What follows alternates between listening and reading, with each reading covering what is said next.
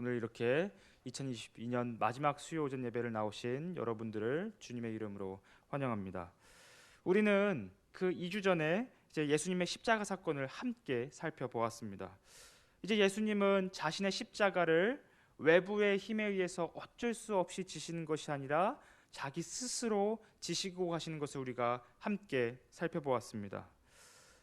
예수님께서는 십자가를 자신의 왕관인 마냥 당당하게 지고 나가시는 것을 우리가 보았는데요. 그것은 십자가의 자리가 고난의 자리로 포장되어 있는 왕으로 등극되는 그런 귀한 자리였기 때문입니다. 예수님은 십자가에서 우리의 왕이 되셨습니다. 그리고 하나님은 십자가에 달린 예수 안에서 악에 대하여 승리하셨고 우리를 구원하셨습니다.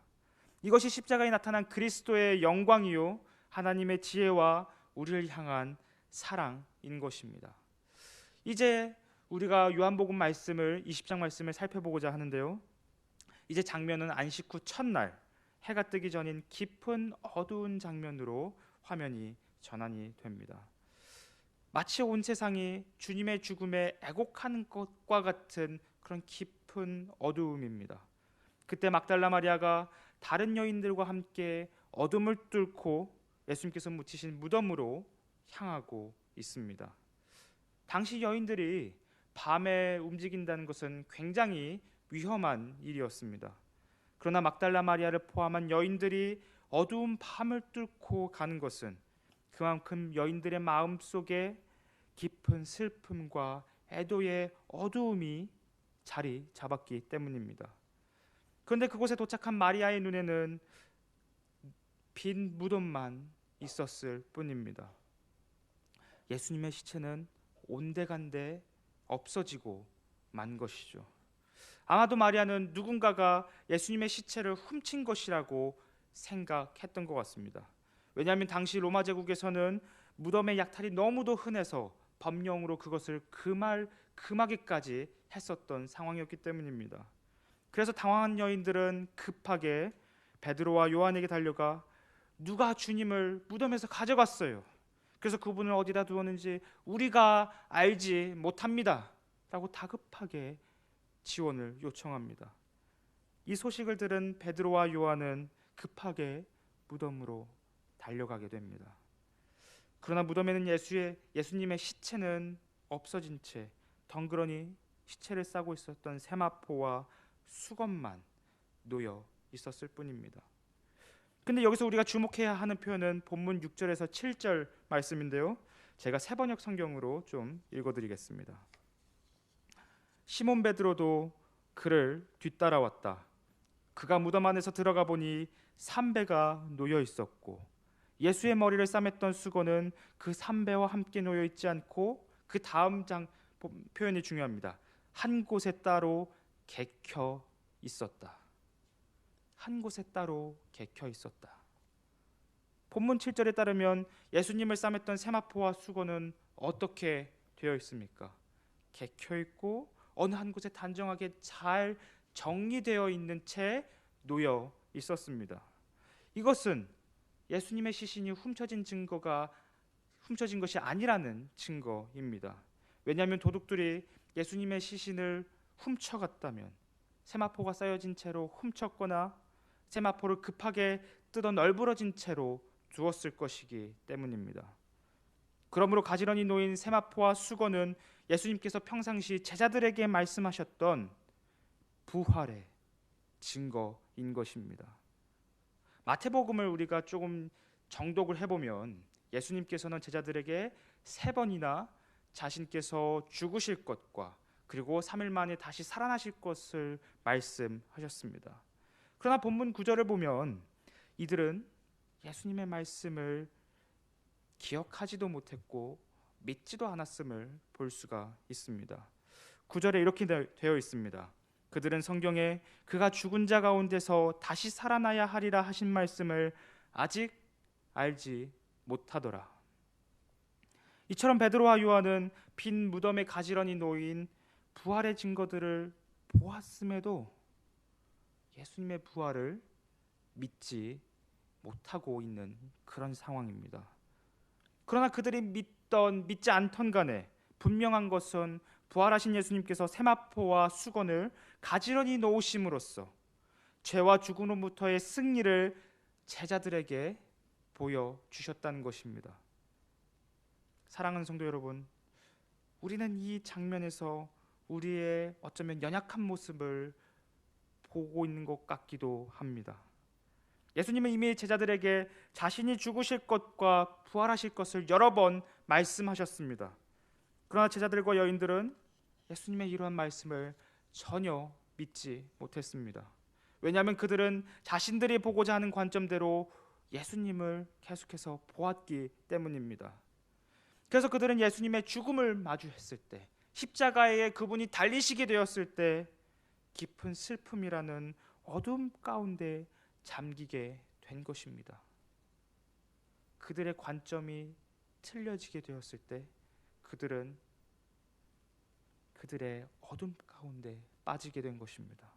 마찬가지로 우리는 이 땅에서 하나님과 동행하면서 우리가 보고 싶은 대로 하나님을 볼 때가 정말 많이 있습니다. 그리고 그 관점에 좌절될 때 우리는 어떠한 반응을 일으킵니까? 슬픔이라는 어두움 가운데 깊이 잠식되는 경우가 너무나도 많이 있습니다. 우리는 그때마다 가지런히 놓인 세마포와 수건을 보지 못할 때가 너무나도 많이 있습니다. 예수님은 이미 부활하셔서 승리의 증거들을 보여주고 계시는데 우리는 스스로 어둠에 빠져 우리의 삶 속에서 이미 역사하고 계시는 하나님의 증거들을 보지 못할 때가 너무나도 많이 있는 것입니다. 이것이 우리의 연약한 현실입니다. 그러나 우리에게 소망이 있는 것은 부활하신 예수님께서 연약한 우리에게 늘 먼저 다가오신다는 것입니다. 계속해서 본문을 살펴보면 이제 모두가 떠나고 마리아만 덩그러니 그 무덤 가운데 있습니다. 마리아는 그곳에서 깊은 애도의 마음을 가지고 슬피 울고 있었던 것입니다. 그러다가 마리아는 무덤 안을 보는데 그때 두 천사가 그녀의 눈에 들어오기 시작합니다. 그때 두 천사들이 마리아에게 이렇게 묻습니다. 여인이여, 여인이여, 어찌하여 울고 있습니까? 이 질문은 마리아에게 답을 듣고자 하기 위해 질문을 한 것이 아닙니다. 이 말의 뜻은 여인이여, 우리가 지금 기쁨의 흰 옷을 입고 있는데 어찌하여 울고 있습니까? 우리가 지금 기쁨의 옷을 입고 있는데 왜 당신은 울며 슬퍼하고 있습니까? 지금은 울 때가 아니라 기뻐해야 할 때입니다. 지금은 울 때가 아니라 기뻐해야 할 때입니다. 이것은 마리아를 깊은 어두움에서 건지는 위로의 말인 것입니다. 그러나 아직 슬픔에 잠긴 마리아에게는 이러한 위로의 말조차도 들리지 않는 것 같습니다. 이러한 깊은 슬픔은 자신에게 다가온 예수님조차도 보이지 못하게 한 것 같습니다. 본문 14절과 15절인데요. 이 말을 하고 뒤로 돌이켜 예수께서 서 계신 것을 보았으나 예수이신 줄은 알지 못하더라.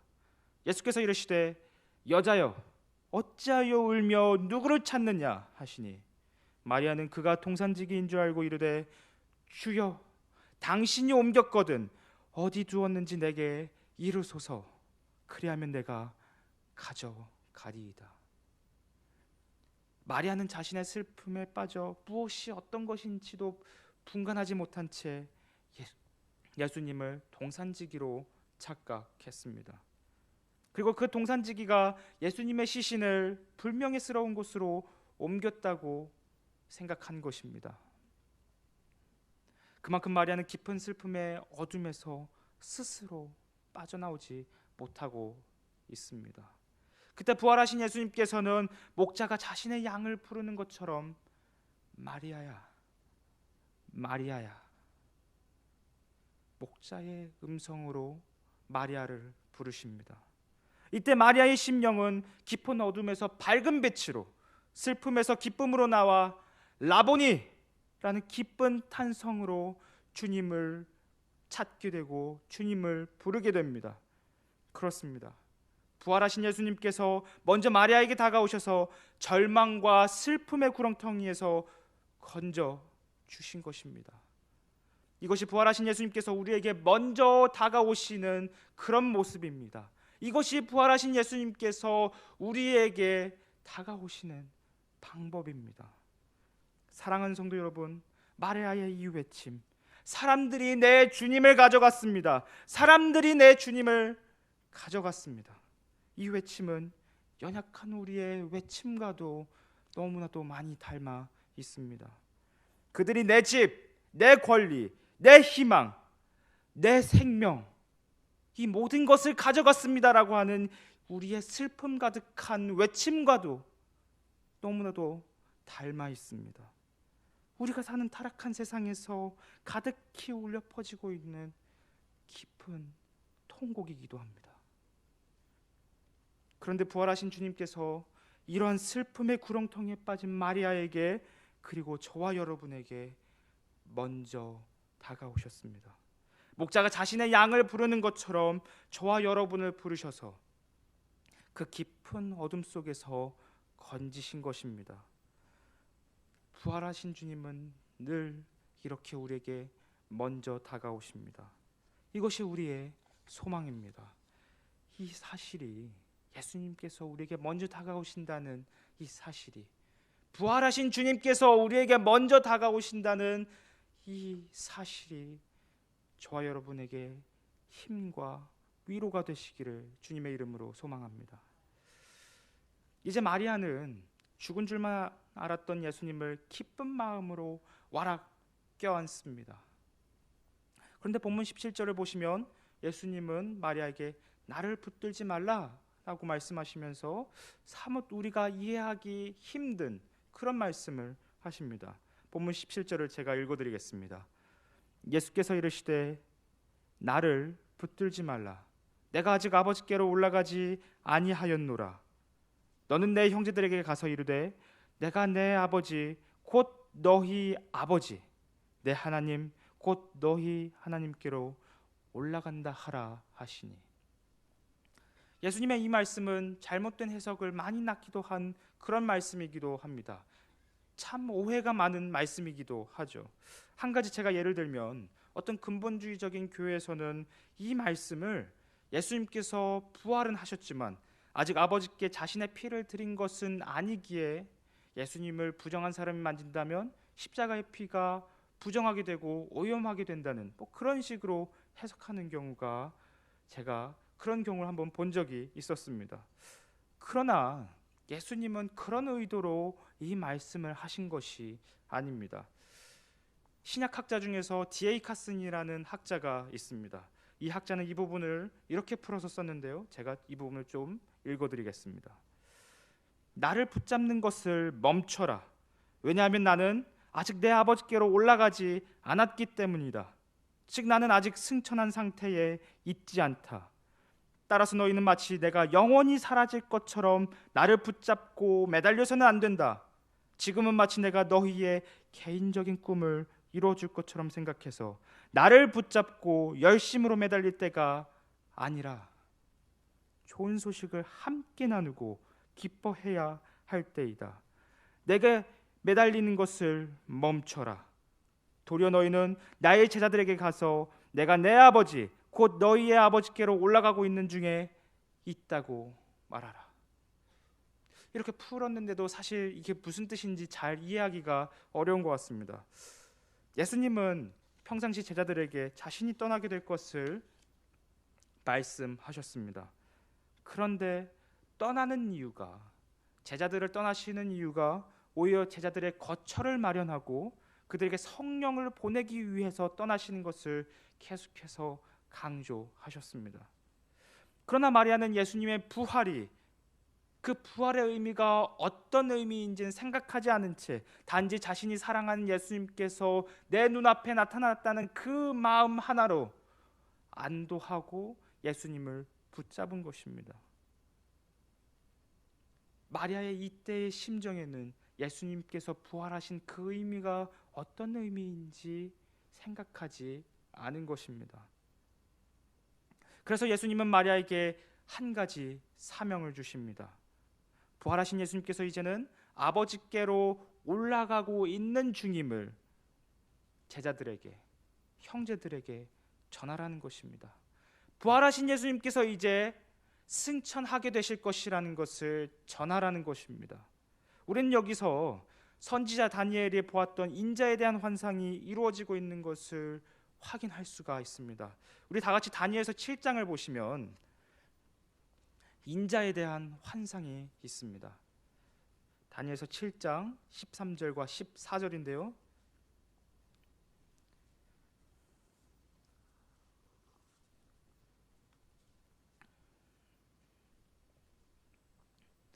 다니엘서 7장 13절에서 14절 제가 세번역 성경으로 좀 읽어드리겠습니다. 내가 밤에 이러한 환상을 보고 있을 때에 인자 같은 이가 오는데 하늘 구름을 타고 와서 옛적부터 계신 분에게로 나아가 그 앞에 섰다. 옛부터 계신 분이 그에게 권세와 영광과 나라를 주셔서 민족과 언어가 다른 뭇 백성이 그를 경배하게 하셨다. 그 권세는 영원한 권세여서 옮겨가지 않을 것이며 그 나라가 멸망하지 않을 것이다. 이것이 예수님께서 승천하신다는 내용입니다. 예수님께서 승천하신 것은 바로 다니엘이 보았던 그 인자의 환상이 이루어져서 예수님께서 영원한 나라와 영원한 권세를 받는다는 것을 의미하는 것입니다. 그러므로 마리아가 제자들에게 전할 이 소식은 바로 구약 성경 때부터 이야기되어 하나님의 백성들이 그토록 소망했던 일들이 이제 예수님 안에서 이루어진다는 것을 전하라는 그 사명을 예수님께서 마리아에게 주셨던 것입니다. 그러므로 이제 마리아는 현실에 안주해서는 안 됩니다. 내 눈앞에 나타난 주님을 보고 안주하는 것에 멈춰서는 안 됩니다. 이제는 이 기쁜 소식을 제자들에게 그리고 모든 사람들에게 전해야 하는 것입니다. 그런데 우리가 여기서 조금 주목해야 할 표현이 있습니다. 그것은 바로 예수님께서 제자들을 비로소 형제라고 부르신다는 사실과 그리고 하나님을 제자들의 아버지라고 부르고 있다는 그 사실에 우리가 주목을 해야 합니다. 구약 성경과 당시 유대교에서는 하나님을 아버지와 같은 분이라고 비유를 통해서 설명할 뿐 아버지 그 자체라고 이야기하지는 않았습니다. 그런데 예수님은 제자들을 한 형제라고 부르시며 하나님을 이제 한 아버지라고 부르고 계십니다. 이것은 예수님의 부활이 가져온 엄청난 변화입니다. 유대교에서는 구약 성경에서는 꿈꿀 수조차 없었던 그 엄청난 사건이 이제 예수님의 부활을 통해 이루어지게 된 것입니다. 그렇다면 도대체 예수님의 부활은 어떤 의미가 있는 것일까요? 도대체 부활의 의미가 무엇이길래 이런 엄청난 사건이 일어나게 된 것일까요? 구약 성경에서 부활에 대한 주제가 명확하게 드러나는 것은 다니엘서에 나타나 있습니다. 우리 다 같이 다니엘서 12장을 보면 좋겠는데요. 다니엘서 12장 2절에서 3절 말씀입니다. 다니엘서 12장 2절에서 3절 말씀입니다.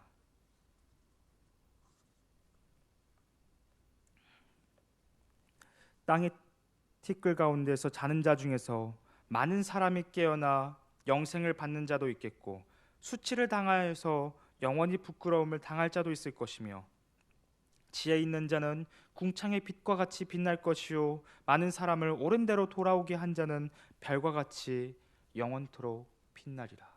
이것은 다니엘서의 전체적인 결론에 해당하는 말씀입니다. 이 말씀은 당시 이스라엘의 70년 바벨론 포로를 끝내고 다시 자기들의 고향 땅으로 돌아갔을 때 주어진 말씀입니다. 그런데 이스라엘이 다시 자신의 고향으로 돌아갔을 때 어떤 일들이 있었냐면 원수들이 성전 공사를 방해하는 사건이 있었습니다. 이 소식을 들은 노년의 다니엘은 티그리스 강가에 서서 하나님 앞에 하나님, 나의 하나님, 도대체 이스라엘은 언제 온전히 회복됩니까? 지금 고향 땅으로 돌아갔지만 그 나라의 주권이 회복되는 때가 언제입니까? 라고 슬피 울며 기도했을 때 하나님께서 이 다니엘서 12장이라는 응답을 주셨던 것입니다. 바벨론 포로에서 풀려난 하나님의 백성들은 여전히 제국의 압제 아래에 살게 될 것입니다. 그러나 하나님을 향한 신앙을 지키다가 잠든 사람들, 죽은 사람들은 마지막 때에 다시 살아나게 될 것입니다. 이것이 하나님께서 다니엘의 그 절박한 기도에, 슬픔이 가득한 기도에 응답하신 내용입니다. 하나님께서 죽은 의인들을 다시 되살리실 것이라는 그 부활의 소망이 다니엘이 받았던 기도의 응답이었던 것입니다. 그러므로 다니엘서가 말하는 부활이란 죽은 사람이 죄인이 아니라 의인으로 인정받는 사건인 것입니다. 그러므로 구약 성경에서 부활이란 신앙 때문에 억압받고 고난받는 연약한 자가 하늘의 빛과 같이 영원토록 빛나는 별과 같이 존귀하게 되는 것입니다. 그리하여 억울하게 죽은 의인들이 신원을 받는 때가 바로 구약 성경이 예견했던 부활의 때인 것입니다. 하나님은 그 마지막 날에 하나님의 백성들이, 하나님의 성도들이 부활하게 되는 그때에 악에 대하여 최후의 승리를 이루실 것입니다. 로마 제국의 압제 아래에 있었던 유대인들, 예수님 당시 유대인들은 바로 이러한 부활의 소망을 가지고 살았습니다. 유대 문헌 중에 에녹 1서라는 문헌이 있습니다. 이 에녹 1서의 첫 시장은 하나님의 장엄한 심판에 대해서 이야기하는 것으로 책은 시작이 됩니다. 그런데 그 심판에는 의인을 포함한 모든 자들이 심판을 받을 것이라는 내용이 있는데 거기서 의인들은 그 심판을 오히려 기다리고 있는 모습으로 그 책이 진행이 되어갑니다. 왜냐하면 그들은 하나님께 신원을 받아 부활할 것이라고 생각했고 믿었기 때문입니다. 이처럼 역사의 끝에 있을 것이라고 했던 부활이 이제 예수 안에서 그 부활이 이루어지게 된 것입니다. 역사의 끝에 있을 그 부활이, 하나님의 최후의 심판이 있을 그 부활이 역사의 한가운데 예수 그리스도 안에서 이루어진 것입니다. 그것도 나무 위에서 저주를 받아 죽은 예수 안에서 말입니다. 그러므로 예수님은 유대인들의 생각대로 저주를 받은 자가 아닙니다. 예수님의 부활은 그분께서 고난받은 의인이라는 것을 나타내는 것입니다. 그리고 구약 성경과 유대인들이 그토록 바랐던 마지막 때가, 하나님께서 악에 대한 심판을 시작하시고 하나님의 백성들을 회복시키신다는 그 마지막 때가 예수 그리스도의 십자가 사건과 부활 가운데서 이루어진다는 것을 예수님의 부활이 이야기하고 있는 것입니다. 그런데 그 마지막 때의 시작은 에녹 1서와 같이 온 세계가 심판을 받는 모습으로 시작되지 않습니다. 오히려 온 열방이 예수님을 형제라 부르며 하나님을 아버지라 부르는 모습으로 시작이 됩니다. 이것이 예수님 안에서 이루어진 부활의 참된 의미입니다. 다니엘서가 이야기하고 있는 그 부활이 이제 예수 그리스도 안에서 이루어지게 된 것입니다. 예수님께서 이루신 부활은 구약 성경이 예견하고 유대인들이 바랐던 모습보다 훨씬 더 큰 모습입니다. 이방인인 우리가 지금 하나님을 아버지라 부르며 이 자리에서 예배를 드리고 있는 것은 예수님께서 부활하셨기 때문에, 마지막 때가 시작되었기 때문인 것입니다. 예수님은 십자가 위에서 시편 22편의 고통의 노래를 성취하셨습니다. 로마 군인들이 예수님의 겉옷을 나누고 속옷을 제비 뽑았습니다. 그리고 부활하심으로써 기쁨의 노래를 성취하셨습니다.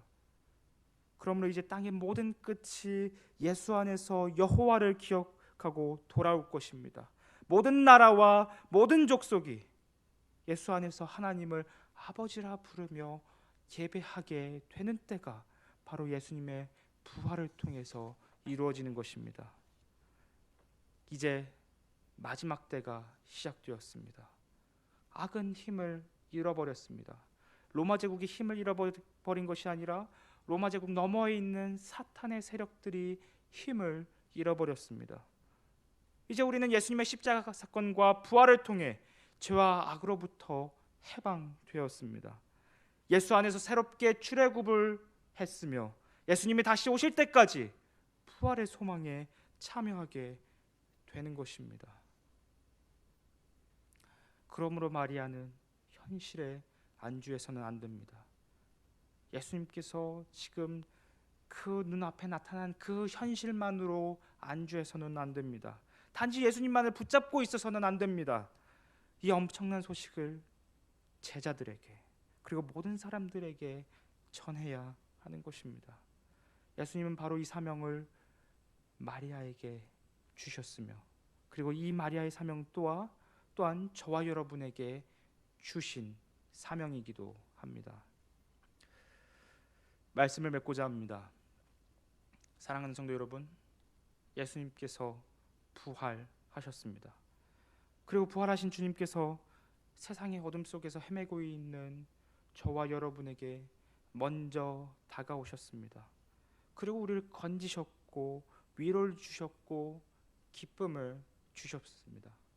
무엇보다도 세상과 바꿀 수 없는 예수님 자기 자신을 우리에게 선물로 주셨습니다. 그러하기에 예수님은 이제 우리에게 주님의 부활을 증거하라는 사명을 주십니다.